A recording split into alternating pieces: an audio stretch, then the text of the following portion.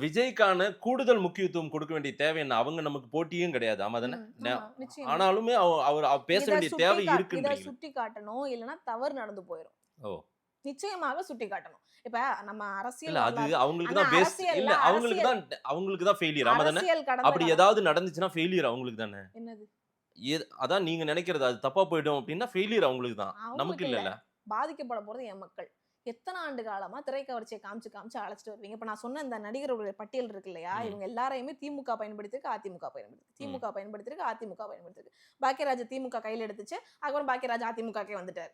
ராமராஜன் அதிமுக கையில எடுத்துச்சு. ஒரு ஒரு காலகட்டத்திலயும் ஒவ்வொரு அப்ப ட்ரெண்ட்ல இருக்கக்கூடிய நடிகர்கள கையில எடுத்து அவங்க அவங்க மூலமாக அரசியல் பண்ணி, இன்றைக்கு நிரந்தரமாக உட்கார்ந்துருக்காங்க. ம். திருப்பி இந்த 2 கட்சிகள் தான்ங்கிற நிலையில இருக்கு. திரும்ப அரசியலுக்கு வந்து சினிமாலேருந்தே ஒரு முகம் வர்றது அப்படிங்கிறது வந்து முகம் சுளிக்க வேண்டிய ஒரு விஷயம். அப்படி வரக்கூடிய ஒரு நபர் எம்ஜிஆர் மாரி, அண்ணன் சீமான் திரையுலகத்துல இருந்து வந்தவங்க தான். ம். ஆனா ம். அண்ணன் சீமான் எங்கேயாவது அவர் எடுத்த படத்துல கதாநாயகன் குடிச்சிட்டு அண்டாவுல கொண்டு வந்து சாராயத்த ஊத்துன்னு சொல்லிக்கிட்டு, விரல் எடுக்கல தீப்பந்தத்த நான் ஏத்துறேன்னு சொல்லிட்டுலாம் பாடுனாரா? ம். அப்ப ஒரு ஒரு மனிதன் கொண்ட கொள்கை அவன் அவன் அடைய வேண்டிய இலக்கு அப்படிங்கிறத வந்து அவன் பயணிக்கக்கூடிய பாதையிலேயே பிரதிபலிக்கும். இல்ல